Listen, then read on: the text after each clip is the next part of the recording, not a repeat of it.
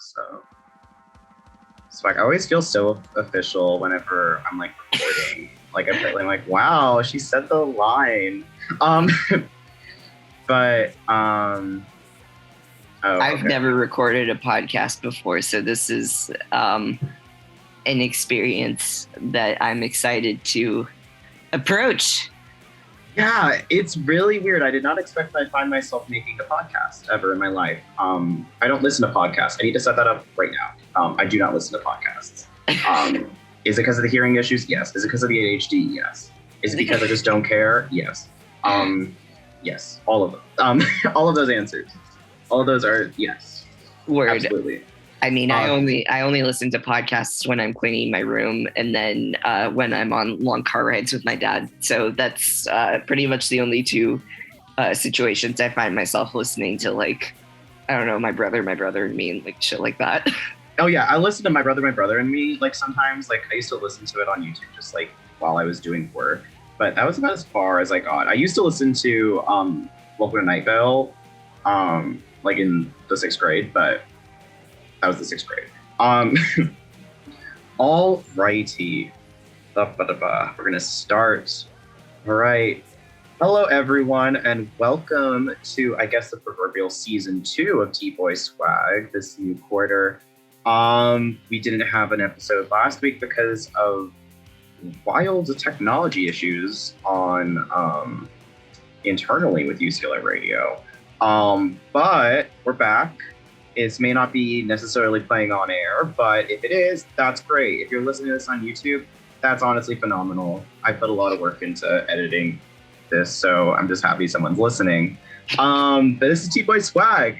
It is the trans T4T radio show, like at UCLA. I'm the only person doing this for some reason. I don't know why. Just committing to the bit so hard at this point. All right, I am DJ Pissboy, and I am joined today with a very dear friend as my guest. Who are you? And what are we going to talk about today? Hi, my name is Emmet Abrams. I am a 3rd year going on 4th year at UCLA. I'm in the film and television program in the year ahead of Evan. I'm currently concentrating in screenwriting and animation, and I'm about to work on my thesis film as well as my thesis screenwriting projects. If you want to follow me and see some of my art, it's at Nylon Bandit on Instagram and Twitter. Nylon as in the material, bandit as in a thief. So, but yeah, I am here to discuss animation with Evan today, and honestly, like the innumerable number of T-Boy Swag instances, the T-Boy Swag recorded compendium of animation characters, because there are so fucking many. And then I guess we could get started too as well with the fact that I believe that animation itself has T-Boy Swag. I'm like talking about the medium here. Like the actual act of animating has T-Boy Swag. I know I'm really getting meta here. It's an inherently transgender act. The act of creation is, I think, inherently transgender. Exactly. It sounds religious. Exactly. I mean, there are fucking TERFs out there who are like, it's a crazy cult religion. Ah. It's like, well, own it. We're owning it. I'm owning it. Hail Satan. Yeah. No, but I mean, like, yeah, I think that there's something like alchemical to the act of animation, to the, you're creating life from something that's inanimate, something that's quote unquote not supposed to move.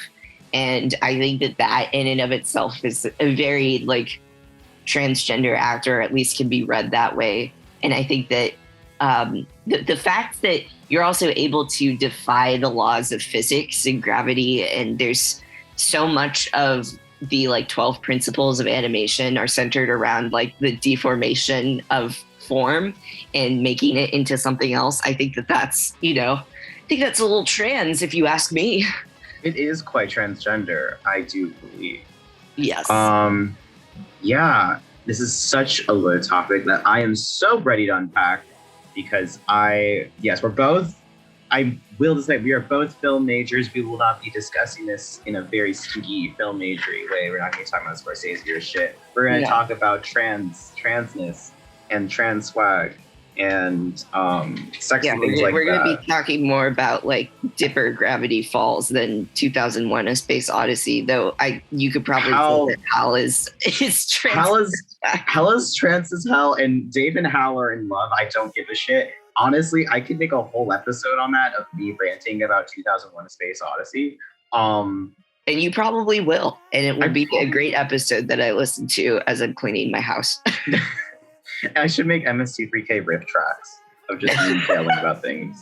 And I can start with the Johnny Knoxville WWE from this past year. That was supposed to be our first episode, by the way, listeners. It was me reacting to Johnny Knoxville WWE. And the inherent LGBTQ-ness of Jackass, as well as a topic that may or may not be coming up soon. Yes, elusive. I guess to start unpacking this, though, I want to ask you two very hard questions, actually. Oh, God, here we go. What's your favorite piece of animated media, and what animated character do you think has the most T-boy swag? Oh, my God. Wow. Those are two heavy hitters. I'd say in terms of favorite, well, it's like trying to pick a child, like in terms of figuring out what's my favorite animated film, because I kind of have the answer, but I also kind of don't, in that I'm like, if we're talking about like the metric on which we're judging an animated film, it's really hard for me to like, because I could go by like objectively like the best animation, and that for me would be like Thief and the Cobbler by Richard Williams, which if you haven't heard of it, dear listeners, I highly recommend you check it out. There's actually an edit on YouTube called the Recobbled Cut that has the entire film pretty much online, and done to the specifications of the director, Richard Williams, who wasn't able to actually finish it to his preferences. And I mean, that's a whole topic I could go on forever, but this is not really a podcast about Richard Williams.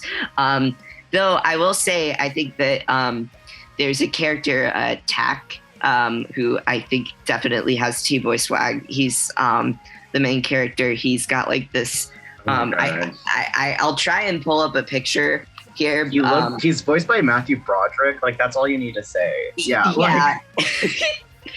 He's got, like these big eyes, and is just like covered in, patchwork clothing, and moves very like fluidly and kind of looks like a spider almost.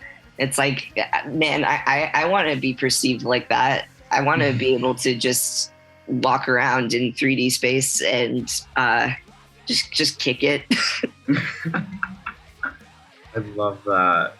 But and then I mean, I have so many. I love Aardman animations and Wallace and Gromit.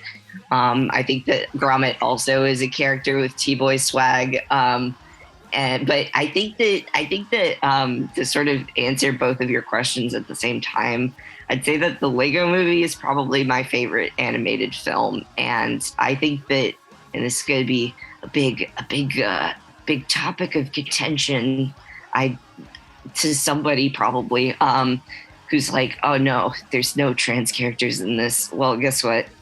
There is, and his name is Emmet Brickowski.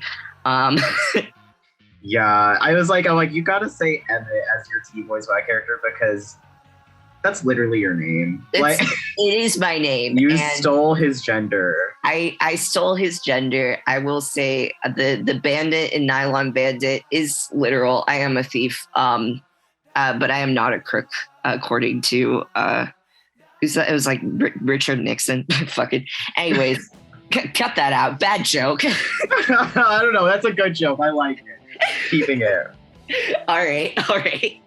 But yeah, I would say that Emmett for me as a character. I mean, obviously we share the same name, and that is partially because I chose that name from the movie. But my journey to my name was kind of odd in that I always like had Emmett in the back of my head, but I didn't really know where it was from. And then I rewatched the Lego movie and I was like, oh, God damn it. I'm going to be naming myself after Lego, I guess. But I mean, there was also other things. Like I looked up the meaning behind the name and it matched the meaning of my dead name. It's also a Hebrew name. And I just really liked it. And that character has always been something in my life. It's at least since middle school. And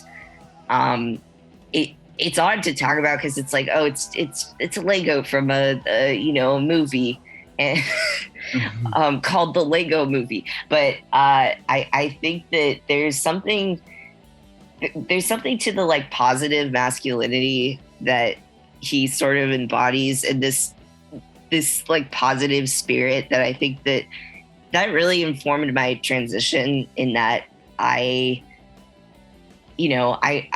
transitioning and becoming a guy, like I always felt a little bit scared of like, oh, I'm going to fall into like stereotypes or like, this is how I need to be masculine and all that. I mean, I think a lot of trans people out there can attest to this. It's like you want to fit into the gender roles so badly so that like you can get some sliver of acceptance, if that makes sense. And it's always so like that's always like been something for me. And I always felt like seeing that character and just seeing this like little Lego dude kind of just making his way through the world with positivity rather than like abrasiveness, and also just like this sort of like innocence and like, I don't know, just a willingness to assume the best of people. I think that really influenced me in how I kind of constructed my gender once I had the big realization.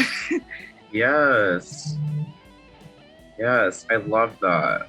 For me, I think my favorite piece of animated media it's really weird. And I go off of whenever I say something's my favorite, typically it means I can infinitely watch it. Yeah. That's how I measure that's how I measure the amount I love something. I know a lot of people, they're like, oh, I don't have a favorite show. I don't have a favorite movie. It's like hard. It's like you said, it's like choosing children. I can't tell you what is the best of anything. I have no objective taste when it comes to what is the best film ever made. I don't know, and I don't care. But my favorite piece of animated media is the amazing Screw-On Heads pilot that never got. It was like adaptation of a Mike Mignola comic. Oh yeah. Who, the listeners, Mike Mignola is the guy that came up with Hellboy and like Sapien and all that iconic style, and they made a pilot adaptation of the comic. I believe it's directed by oh my gosh, what is this? Brian Fuller, actually, from like Hannibal.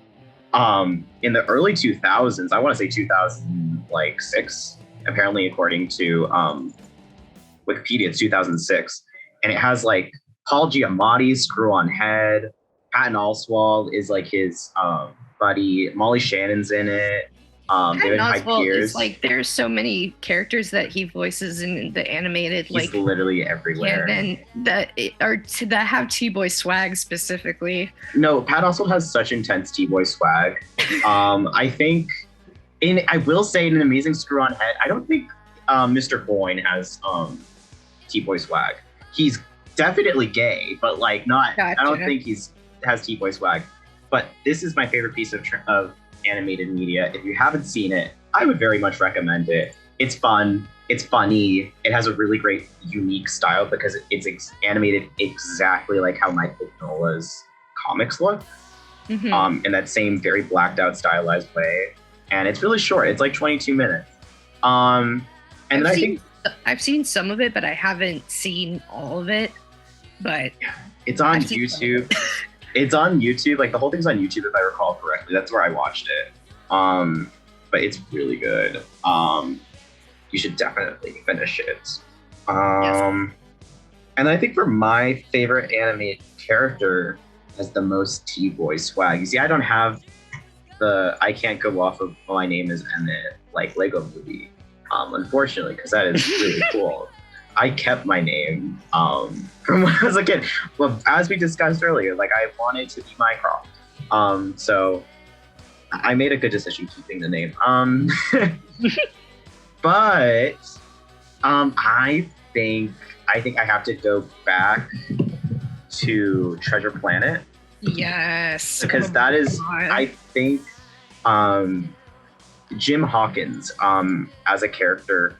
I just discussed with Evan off of the recording, but Jim Hawkins was a character in like the first grade. I had an obsession with Treasure Planet. Like I was obsessed. Like I'm a little like ADHD like first grader. So like when I say obsessed, I mean obsessed.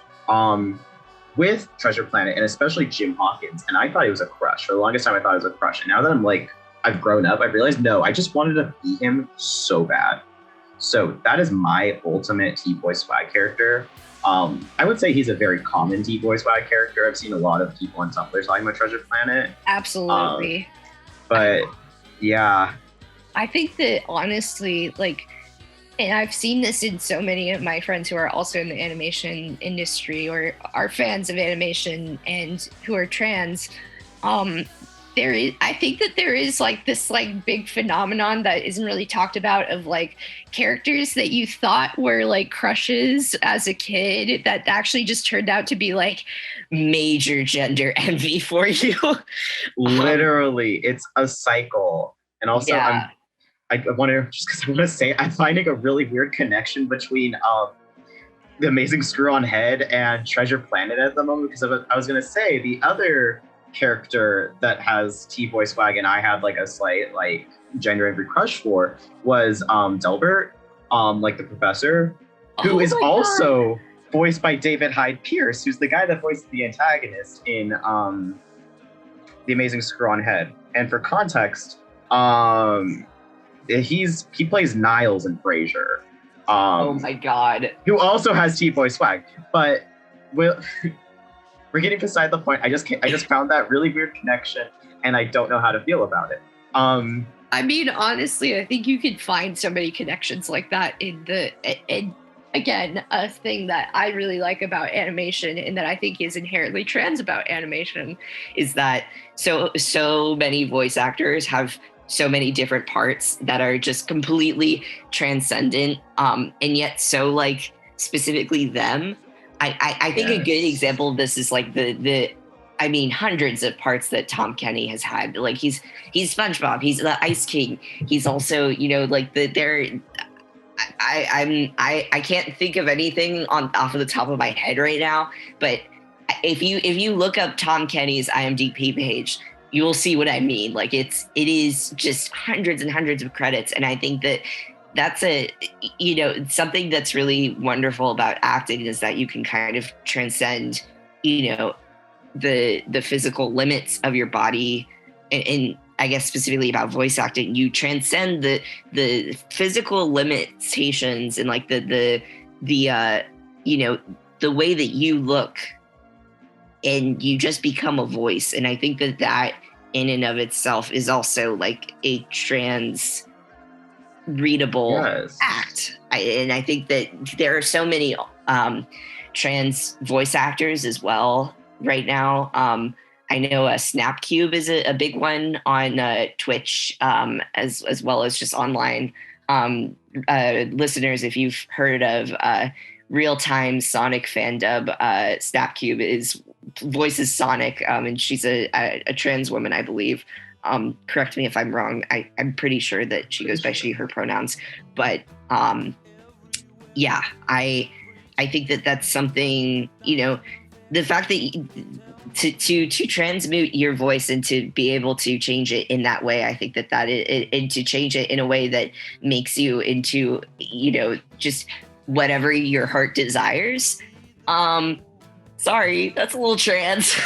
It's definitely trans, and I find it very interesting to examine because of the amount of when it comes to different voice acting of people, not of the people who are like a woman playing like a man in voice acting, or even throughout, where it's very fluid.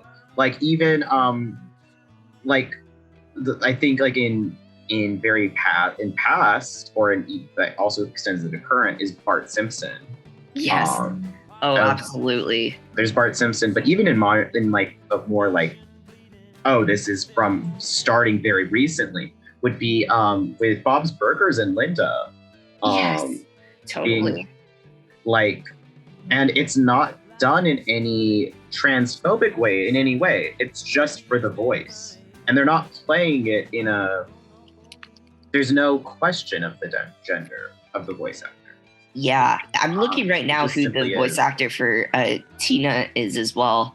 Because Dan Mintz, Tina is also the same as well here. And I think that's, and it's interesting because I've seen so many people relate to Tina within the trans community, that sort of awkwardness, I guess. And so many people have LGBTQ headcanons for the Bob's Burgers cast, which I think is wonderful. And that's another huge thing about animation fandom and just animation as a medium in general. The amount of representation is, leagues beyond some of the live action stuff that I'm into. And it's kind of amazing how much that they were able to pioneer in that field. We kind of take it for granted now and especially because it's been such a quick turnaround in terms of so much representation has happened over the last even 2 years. Yeah. But I think about Steven Universe and Adventure Time and so many of the other animated shows. I think Danger and Eggs as well.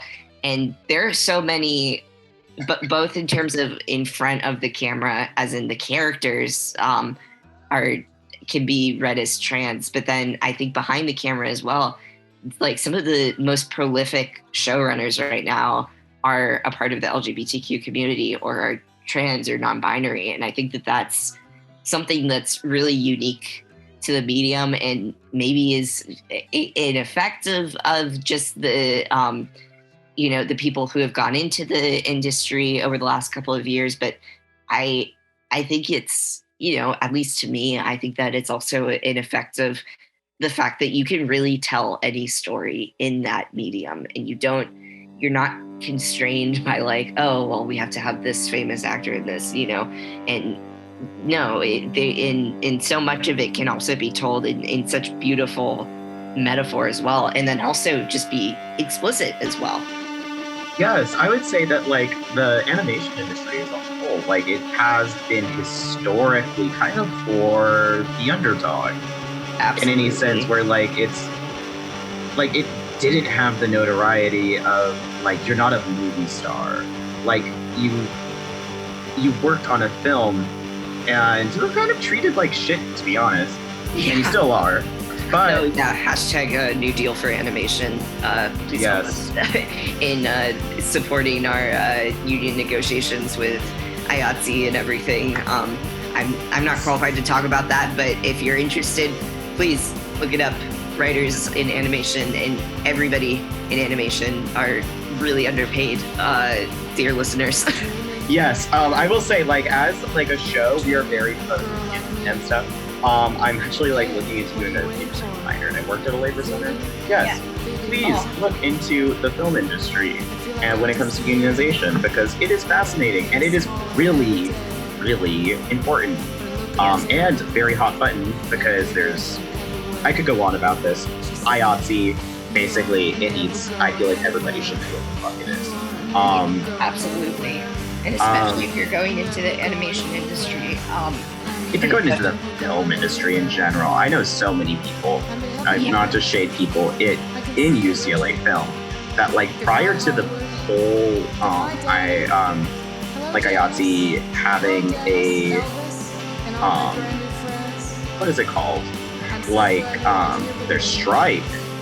I knew so many people that just didn't know what IATSE was. They're like, well, what is it? And I'm like, you mean one of the largest union in entertainment that has all of the people that work below the line.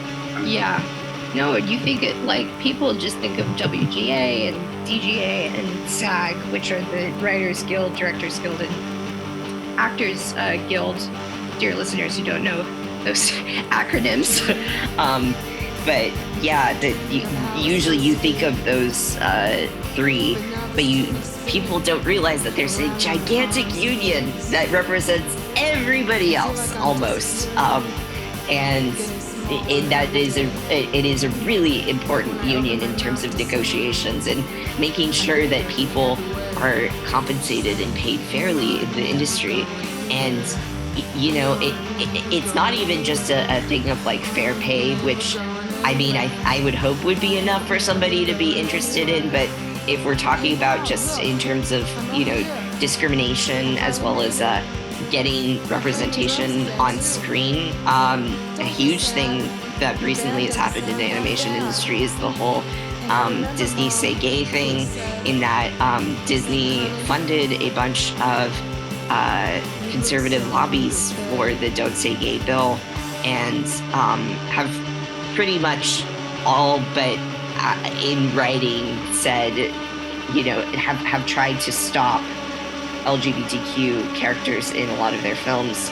One of them most prominently being Lightyear, which has got a lot of attention, and thankfully they walked back on that. And sadly, Buzz is not a gay man, which would be really fucking epic if they did that. But one of the other minor characters is gay, I believe, in that film. But so many jokes that I made that day about like, oh my God, Buzz is going to do poppers in the next film. I wish. Yeah, there's just, I mean, I wish they were brave enough to do shit like that, where it's just like, he just turns to the camera and says, I'm gay, I am a gay man, and then every conservative's fucking head explodes. But in any case, it's, it's a big thing that's happening right now, and throughout different studios as well. It's not just Disney doing this in trying to stop these creators from telling authentic stories that are also extremely profitable and just really, are needed. I even beyond the whole profit thing, it's so necessary to have trans characters on screen, and especially in animation, because that arena is, I never had any trans representation as a kid in animation, and I think even just having a little bit of what we have now in terms of the animated field, characters like I know Steven Universe is a really big one, like Garnet, and all the different fusions going by they them pronouns, like these things. I really wish that even if I just had that, like as a kid, I think it would have made my transition easier, because it's putting it into, I guess, quote unquote, words that in a world, in a language that so many people can understand. Yes. I even have a story in that my brother actually started using my preferred name and pronouns after a really long time of not really accepting my identity, and just having trouble with it, after he watched the Rocco's Modern Life special that has Rachel, the trans character in it.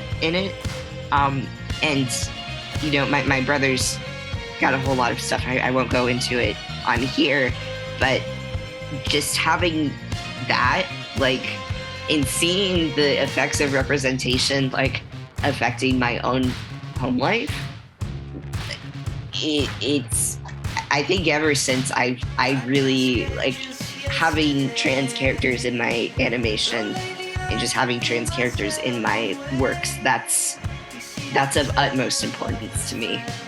Yes, I 100% agree. I find it, I've never really got into Steven Universe a whole lot, because like it's interesting to kind of examine things like Steven Universe in like both trans and non-trans spheres, because I know so many people that love Steven Universe, so many people that low-key hate Steven Universe because of fandom, and then the impact of Steven Universe outside the LGBT community from a non-in group perspective. And it's really fascinating because I'm personally, like, I never got into Steven Universe just because I wasn't that interested. It's not my type of animated show. Yeah. And then I had a lot of friends that annoyed me that were really into it. So it didn't help its case. But it's something you could recognize outside of its whatever opinion you have, that it is important. And it is so fundamental, I think, to so many younger children growing up. Like, it's incredible, at least because with animation, I guess, with film, there's always something to, there's different cultural interpretations, you get it or you don't. There's more of an expectation of it kind of being almost highbrow. With animation, especially with children's animation, it's made for children. It's made for children to understand the shapes and the able to communicate emotions through like this visual media that transcends language is so empowering and so powerful. Listeners, for context, I am not an animation major, not animation major, concentration, I mean. I'm probably going to go into digital media and screenwriting, but my main wheelhouse of creative stuff is with video game development, actually. And it's that same concept of using visuals that are almost abstracted from reality to really give real world emotions. It's something so incredibly powerful, I think. Absolutely. I think it's essential to like how we communicate, how those mediums are unique in any shape in any shape it's in, whether it be for queer representation or just as a body. But it's also so incredibly interesting how it plays into how representation works and how you can be represented, and why it draws people to it. And I think I would also argue like there's a lot of queer people in animation. I think part of animation becoming a queer outlet was because of like the representation they were able to do, even way prior. Like historically, like it's the chicken and the egg. Yeah, totally. And it's always been a queer, just LGBT-centric medium. You look at some of the most prolific and people in like Disney's history were LGBTQ. I know Andreas Adeha, I believe, was gay, and he was the character animator for so many of the Disney villains, like Jafar and Gaston, and it's just all of these characters who are like LGBTQ icons now, and like people are like, oh my god, I used to love, watching these films, and like I used to root for the villains, and I saw myself in the villains, because it's interesting. I think I saw a Twitter post going around that had wording similar to this. It was something along the lines of, it wasn't even queer coding. He was coding it intentionally. Yes. I think it's really interesting that whole like this is something I have so many thoughts about when it comes to like the villain being queer coded, and how like it's sometimes so purposeful in that way. It's like the person that made it knew what he was doing, or even in other pieces of media, it's just they knew what they were doing, or they were queer themselves.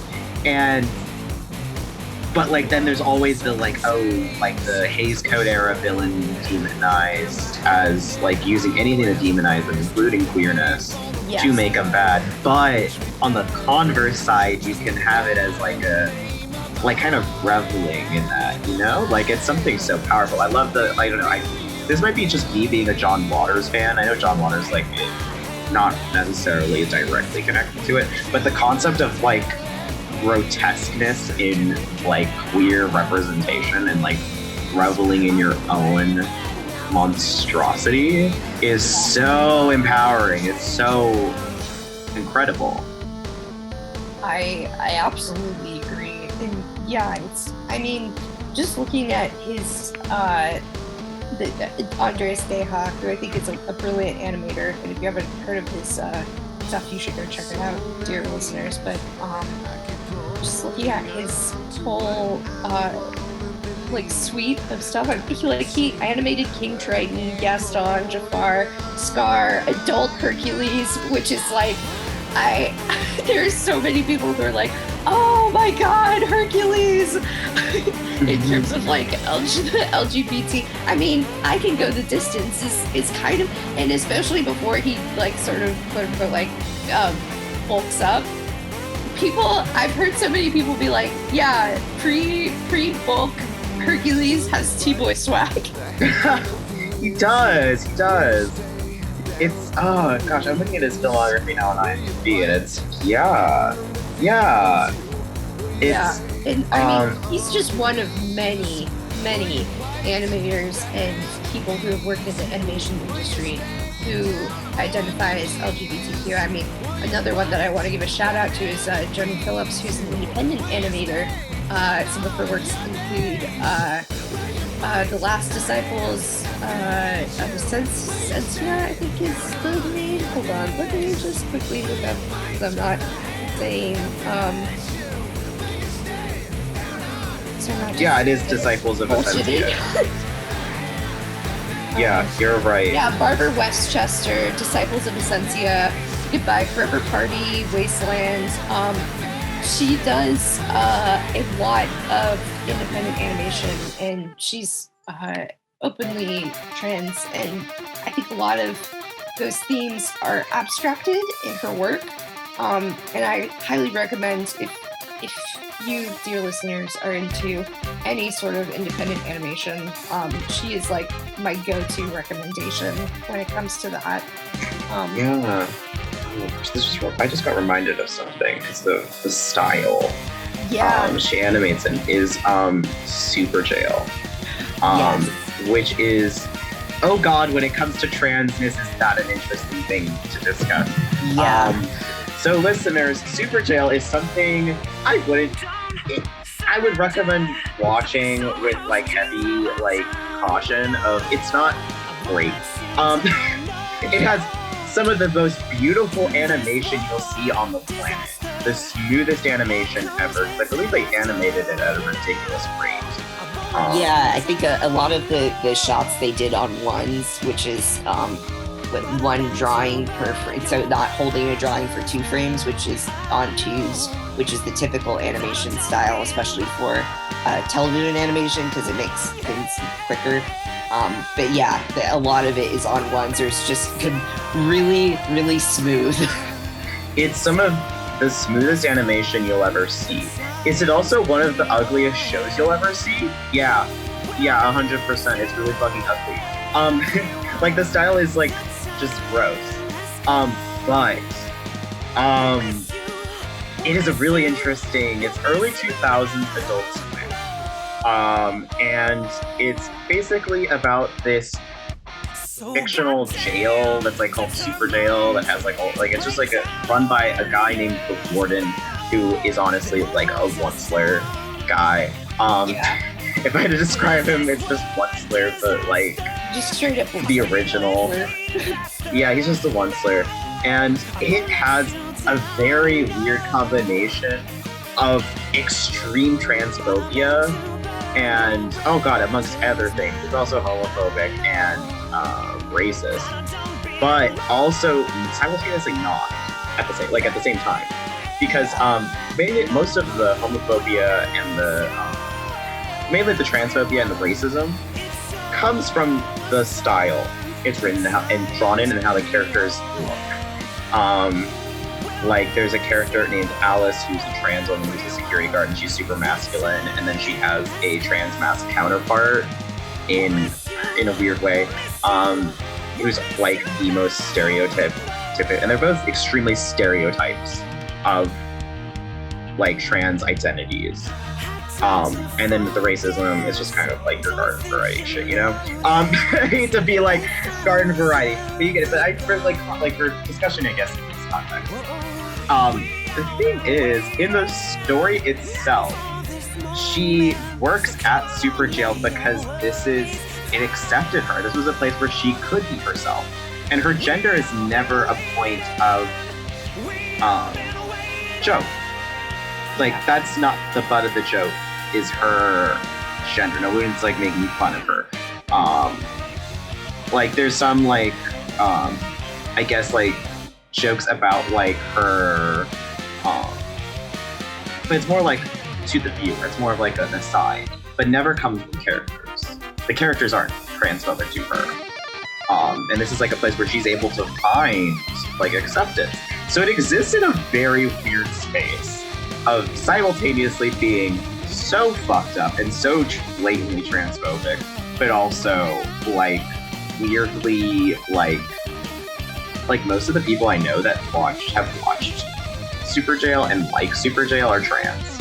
I have not met a single cis or straight Super Jail fan. Yeah, absolutely. I mean, it's really interesting because there are so many shows I feel like that where the especially on Adult Swim where the representation is somewhat iffy if we're talking about like our current standards and everything, and you know they're like very problematic portrayals, but that have some of the most like abundant LGBTQ fan bases. Yes. So it's really interesting to see that, or I guess that contrast, or it's always been something that I've been interested in, like what exactly attracts people to those films or to those animated series. Does that make sense? Yeah, I think it really is, because even if there are jokes being made, they're nothing garden variety in transphobia. Because another person that comes to mind is Adventure Bros, Miss Monarch. Yes. Like, yes, absolutely. Yes, where she's like she has a deep voice, and she gets like, there's always jokes about it, but they're kind of vaguely transphobic. But nothing else is really transphobic. And mainly it's just her voice. Yeah. And it's kind of it's transphobic, but it's also playing at like the whole how in animation there's a lot of like switched voices. Like I would argue it's both kind of transphobic, but also making fun of that other part of animation. Mm-hmm. And as the series progresses, she's treated with a lot of dignity. It's literally just like the first season. She's a little bit like there's a little bit of transphobia, but it gets better, and she's a really, really good character, and an empowered character too. So I think it's just like the subversion of usual hatred or usual discrimination. Yeah. It subverts it, because it's almost done in a gay and homophobic way. Like it's simultaneously both trans and transphobic. Yeah. And also, I guess just sort of add on to that, there's that thing of like reclaiming certain portrayals and wanting to, or I guess assimilating that as more of like this is my character now, fuck you. Yes.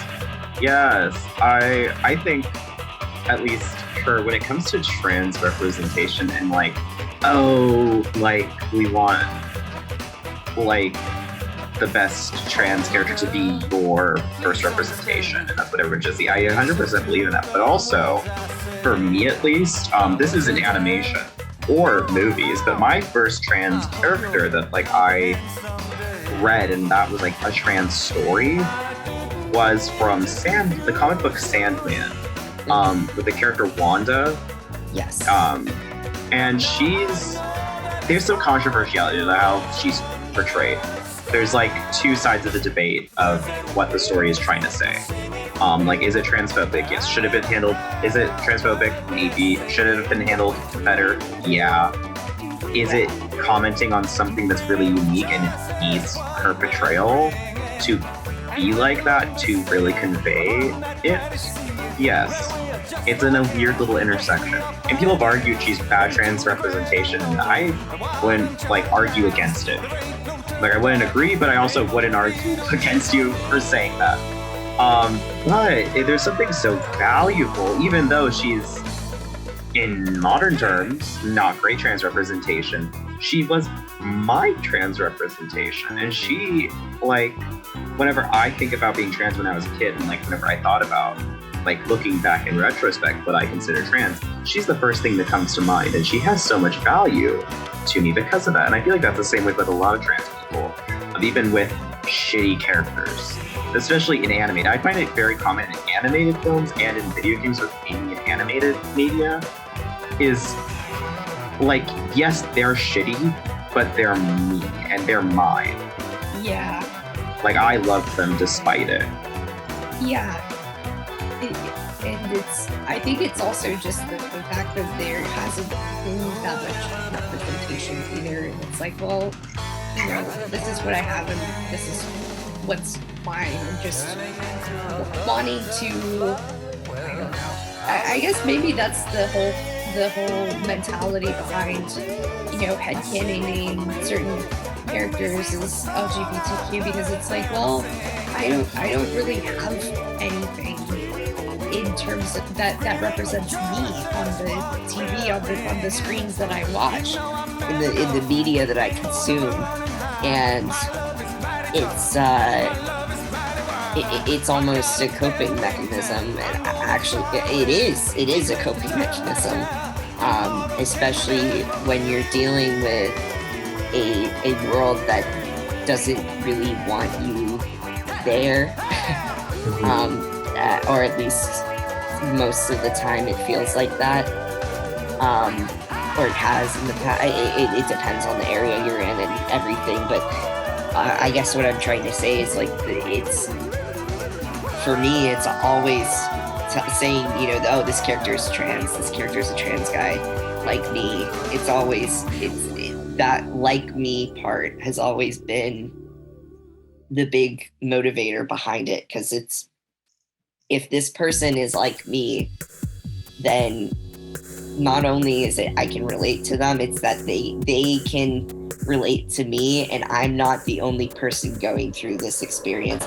Even if it's an animated character, it's that feeling of, oh, well, at least I can imagine that I'm not, like, alone in this experience. Like, I can imagine that Dipper from Gravity Falls, which is, like, the most, like, T-boy swag character in history. If you've ever seen the episode Dipper versus Manliness, dear listeners, go watch it. It is so trans. It is absolutely a metaphor for trans mask puberty, at least in my opinion. And I think it's you know, at least Dipper, you know, this kid who can save the world, who, you know, stops this threat and it does all this cool stuff. If he's like me, then maybe I can be like him, and maybe it's not as hopeless as I thought it was. And I guess that's also just a thing of, you know, why I like animation in general. It's this thing of the escapism of it, the fact that you can make and watch characters and sort of mold different characters into the thing that you want them to be. And it's not like a real person who's like, oh, well, you know, oh, oopsie, turns out they're transphobic, it's like, well, unless the creator themselves turns out to be like a huge transphobe, which hopefully they don't. Like Dipper can't come out of the TV and say, "I hate you." Like, stop pretending to be a man. Like that's not gonna fucking happen. I'm imagining a fucking Dipper telling me, "You'll never be a man." Literally. I'm sorry. I'm so sorry. Like, you were having a great tangent. I was saying so many powerful things, but that image killed me. Look, I just, it was the best way to convey the idea, and yeah, Dipper will not. Listeners, I'm gonna just say it. I said it once. I said it again. Dipper will not come out of the TV and tell you that you will never be a real man. Oh my god, I want to make that a shirt. That's so... I'll draw it. I'll fucking draw it. Yes, I'm so down. Like, probably get sued by Disney, but you know what? Fuck it. You know, fuck Disney. Fuck Disney. I don't care. God, that's gonna come back to bite me. I'm staying silent on this issue. I have my thoughts do not reflect my employers.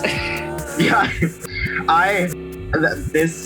this podcast does not reflect any of the thoughts and feelings of our employers in any way, shape, or form. I don't have thoughts. Yeah, I've never had a thought. I've never had a thought in my life, and that's why I draw. Yes, I haven't had a thought in my life. I just kind of transcribe things like propagating cruel visions from a god. Other than that, there's zero things going on up here. Oh man, yeah, it's something. Even like when I think it's really interesting when like transness gets assigned to characters that don't necessarily have a trans or queer arc that's coded in a way. Because we were mentioning, we both like Wallace and Gromit. I need to set this up right now. We talk about Wallace and Gromit. I've sent Wallace fan cams. We both love Wallace and Gromit. Like Wallace and Gromit. And Emmet was mentioning trans about Gromit, and I have another character who I think is trans. Right? True. And that's the Penguin Thief. Oh, Feathers McGraw is absolutely... Yes, Feathers McGraw is so trans. Absolutely T-boy swag. I'm not even, like, he's not even T-boy swag because I don't even know what direction. I'm just like, trans. Just trans. Very trans character. Just so incredibly trans. But yeah, that's I don't know why it's all of the silent characters in Aardman works that I'm just like, oh yes, trans. There's something so powerful about the silent character. I think that's also true with like silent protagonists in video games. So many people will latch onto them with their transness. Like Shell from Portal. Shell from Portal, or oh my gosh, I think at least for me, the two striking ones were Kodar, Darth Revan from Kodar, who you play as them and you make their character. And I think collectively, anybody that's played the game has agreed that Revan is not a cis man. And that's why people hated Kodar adaptations. But even Gordon Freeman as well. Gordon Freeman, or even ones that don't have faces. I'm thinking what is their name? The Courier from Fallout New Vegas. Oh right, yes. So trans.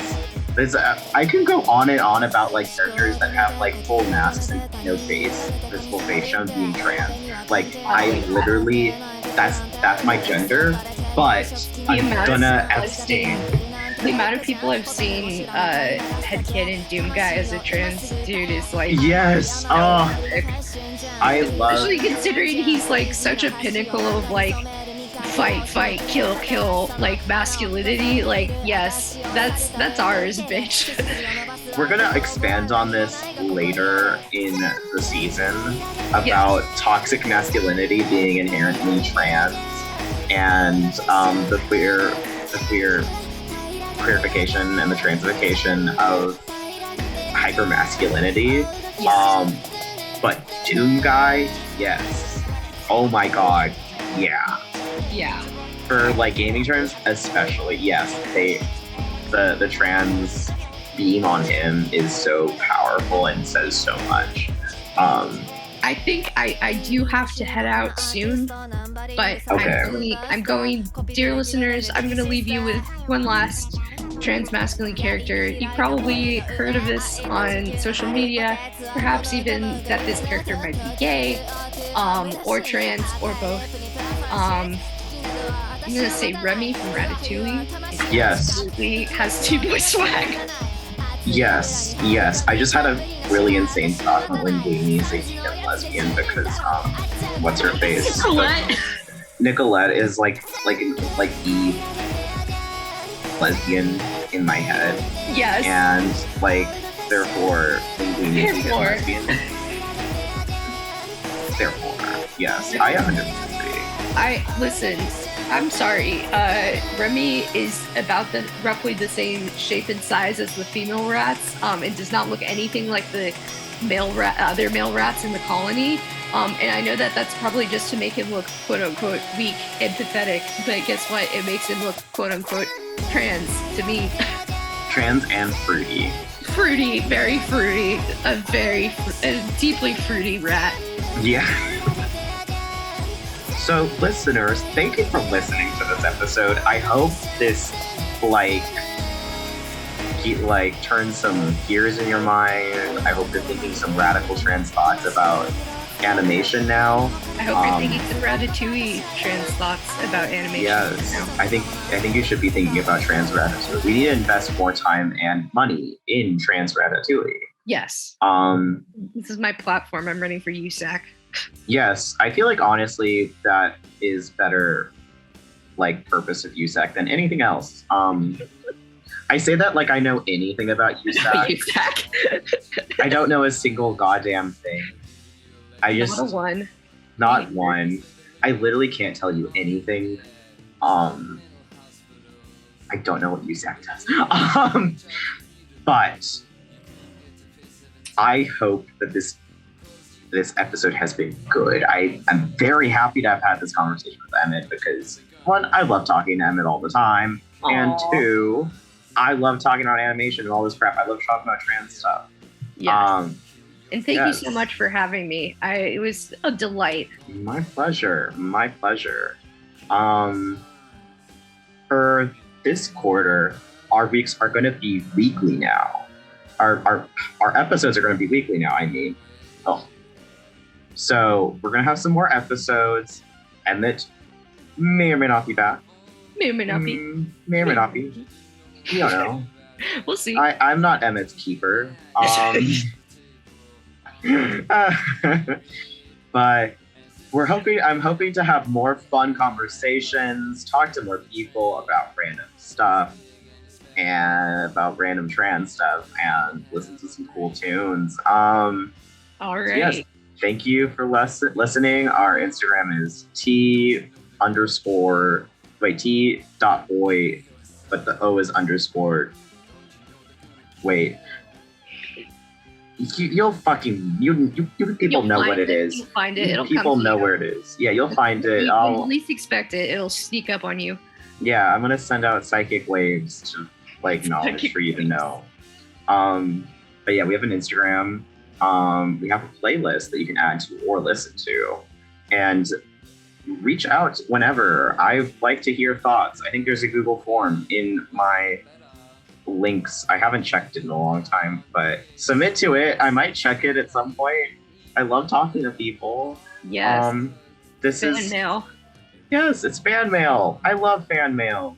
It's kind of baffling that people listen to this show because I am just committing to the bit really hard. And that's life. Isn't life just a series of committing to the bit? That's true life, and true enjoyment of life is just committing to the bit about stuff you think would be fun or be funny, because I thought this would be funny. And now I have invested a lot of time and hours and I'm having a great time. So hell yeah. Yes. All right. That's the end of the episode. Bye-bye.